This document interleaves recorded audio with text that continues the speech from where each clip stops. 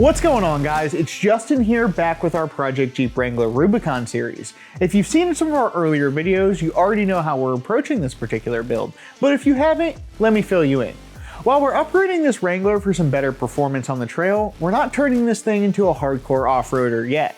We're saving the 40s, beadlocks, and 513s for down the road.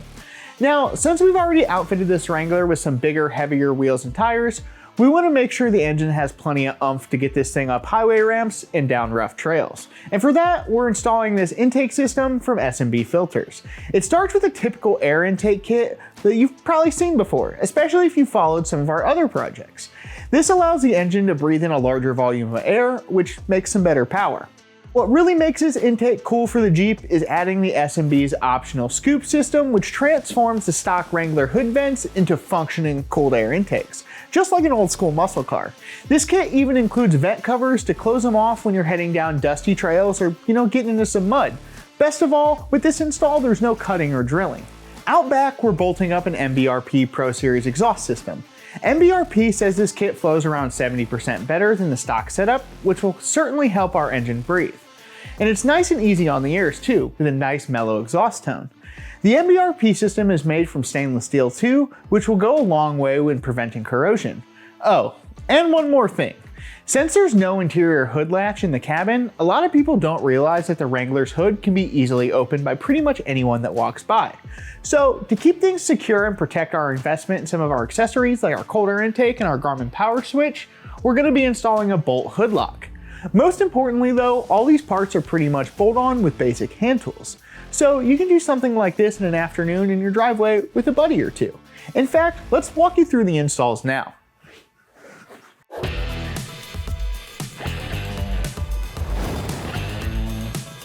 We're going to start off our S&B intake install by disconnecting the negative terminal on the battery.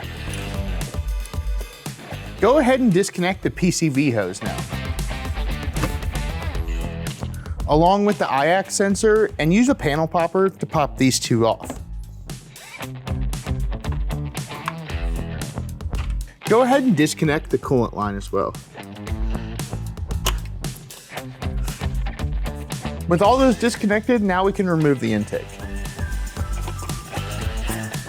First, start off with these two front 10mm bolts.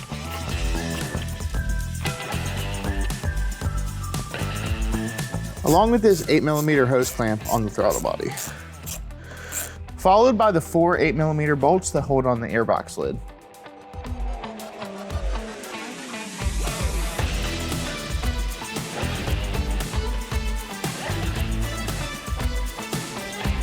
With that removed, now we can remove the rest of the lower airbox.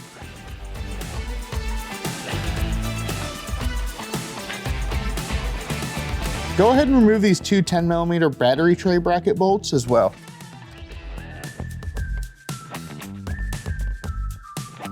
Before we go any farther in our installation, we want to get our IAC sensor installed along with our PCV barb.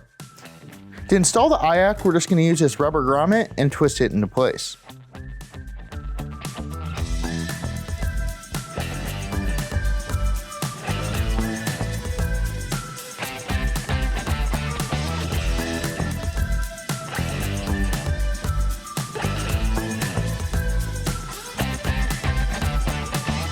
Now we're just going to want to get this hand tight and then snug it up 1 to 2 turns. It is important that we don't make it too tight because it is plastic and it will break.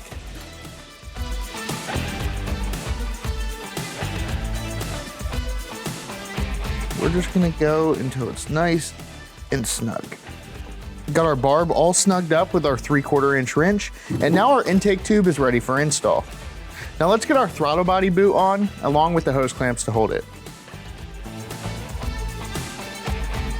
We're just going to snug these up now, and we'll come back and fully tighten them when they're on the vehicle. Now with our intake tube prepped, let's move on to the airbox. With our airbox handy, let's go ahead and install the tube seal. Next, go ahead and install the other tube seal. Now we're going to go ahead and get the intake box bracket installed.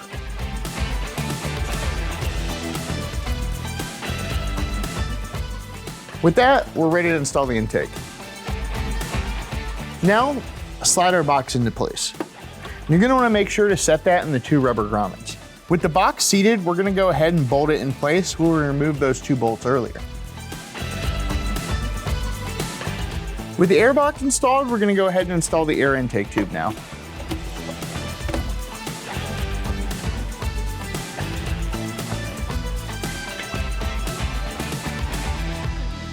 Now go ahead and reconnect your PCV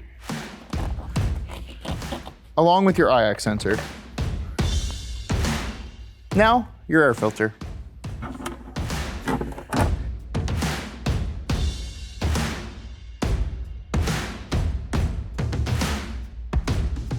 So we usually finish up one of these intake installs with the install of the S&B clear lid, but we're going a little bit of a different route. We're gonna install the S&B hood vent kit for the JL. So there's no need for this, and there's another piece supplied in that kit. Let's go ahead and get that installed. So we're gonna start off our hood vent install by removing the hood liner. Now, I do recommend wearing gloves when you do this because whatever material this is made of will irritate your skin.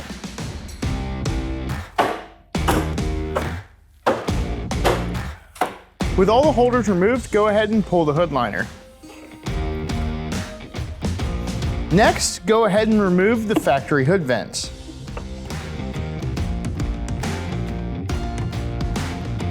Now it's time to cut our hood liner. We're just gonna do a rough tracing and trim it out. Make sure to save your template because you'll need to use this for the other side.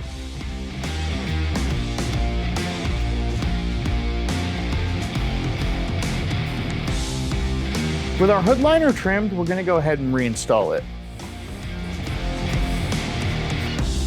So we're only gonna go ahead and put a plastic rivet in each corner, so just in case we do need to pull this back off, it'll be a little bit easier. S&B provides these sweet little threaded rods to thread into the holes to help line up our hood vents when we're installing them. So those are nice, and you're gonna use those on both sides to help with the vent installation. So we're holding our vent from the back. We're gonna slip on our vent piece and then use these wing nuts to help hold it.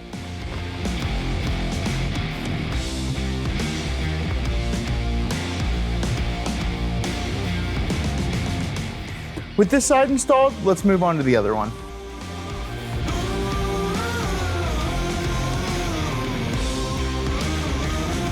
With our air intake installed, let's go ahead and put our air box lid on and finish this up. With our new hood vent kit, we no longer need this intake, so we're gonna go ahead and remove that and install this block off. Along with that other lid we talked about earlier.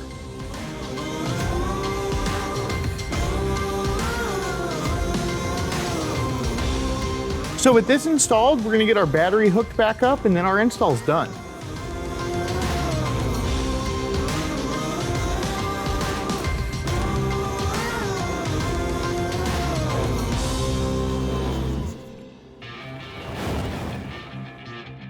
So a lot of people don't know that Jeeps don't have an interior hood lock. So the hood can be opened up by pretty much anyone walking by. So to protect our investment of our intake and our hood scoops and a couple other things under the hood, we're gonna go ahead and install one of these bolt hood locks. And this thing is a super easy installation, and it uses your factory key to lock and unlock. We already have our grill off, so let's go ahead and get this thing installed. It's super easy. It only requires a rivet gun and a couple hand tools just to change the grill insert. Let's get to it. So obviously to install the bolt grill lock, we need to remove the grill, and we already have that done. Super easy. So then you're gonna wanna just position your lock here, and there's already 4 holes pre-drilled in the Jeep, and we're just gonna use these rivets to fasten.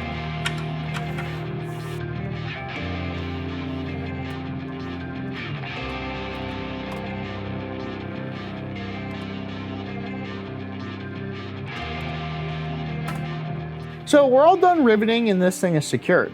Now we can go ahead and program our lock and then get our grill insert changed and our grill reinstalled. So the cool thing about this lock is it can be left locked or unlocked. So if you're out wheeling and you need to get to your hood all the time for access to your battery or something like that, you can leave this unlocked and keep opening it. Or if you want to secure it, go ahead, put your key in and lock it and it'll stay secured. The issue is getting to this lock. So Bolt provided a sweet grill insert that we're gonna change so you're able to get to it easily. And I'm gonna show you how to do that. This is the grill insert that Bolt provides for our Jeep, and you can see here how they have a nice little cutout to get to our lock.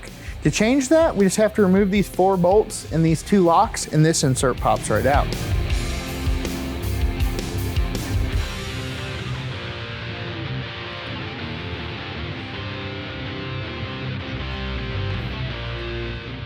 With our old insert removed, we're gonna go ahead and install our new one. And it should just click right back down, and then 4 bolts and the 2 holders.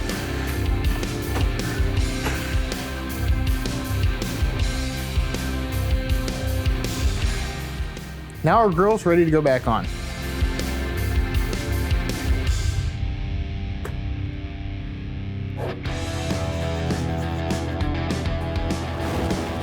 We really need to recalibrate the Wrangler speedometer to ensure it remains accurate.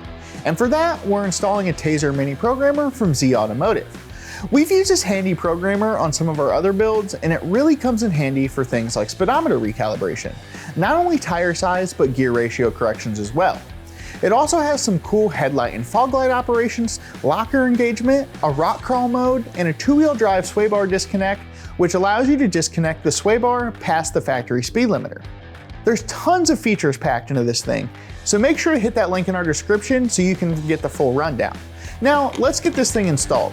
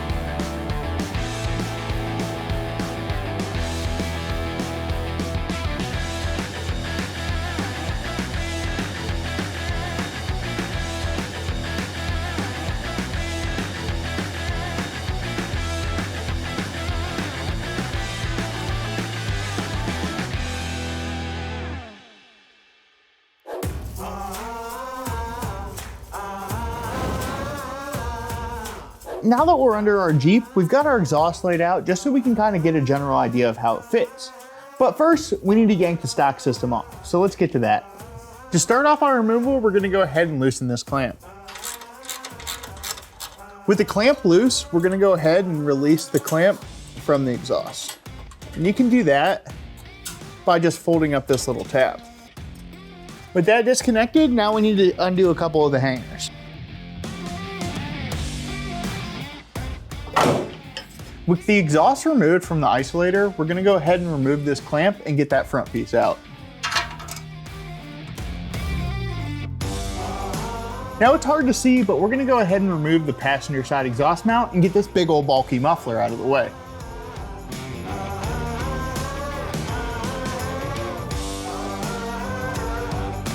Our exhaust is fighting us coming apart a little bit, so we're gonna pull the other hanger off and just take the muffler out. One thing I love about these Powerbolt extensions is the center knurling. It gives you a lot of grip and control on the extension when you're removing bolts.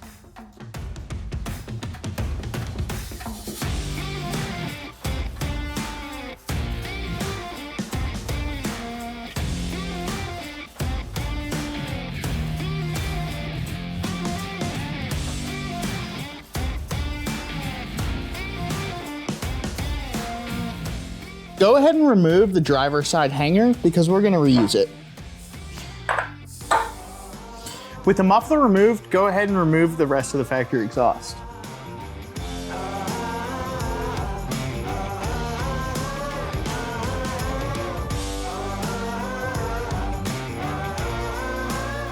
We're gonna start off our reinstall by putting this exhaust hanger back on that we removed.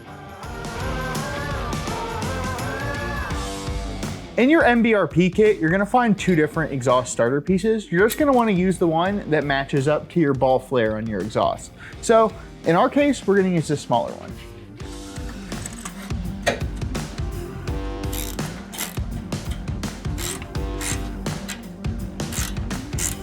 So we're gonna go ahead and leave this a little bit loose until we get the rest of our exhaust installed and aligned how we'd like it. Now it's time to install our muffler. It's very important to note the orientation. You're gonna wanna install the scoops facing the engine side of the exhaust.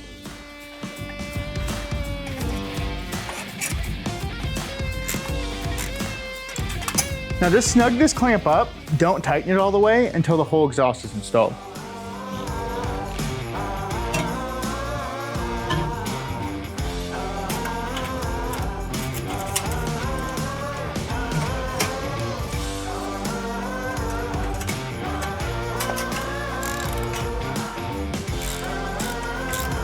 Go ahead and just snug this up and then we'll come back and torque it.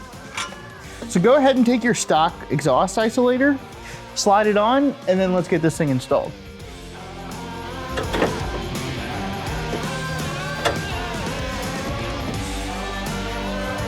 With that on, you're gonna wanna slide your exhaust together now. Once we got our exhaust positioned on how we like it, making sure it's not touching anything or anything like that, now we can go ahead and torque the clamps. Now we're gonna torque these to the manufacturer's recommended spec of 45 foot-pounds.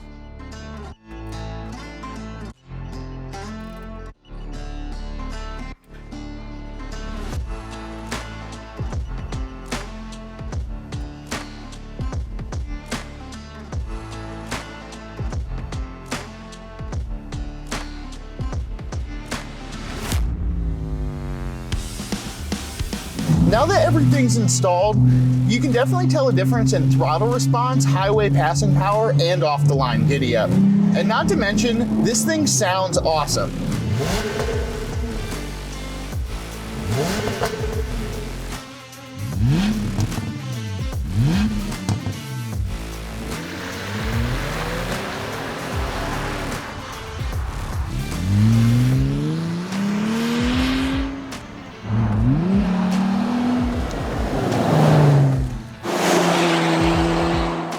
Like and subscribe to our YouTube channel so you don't miss out on any of this action.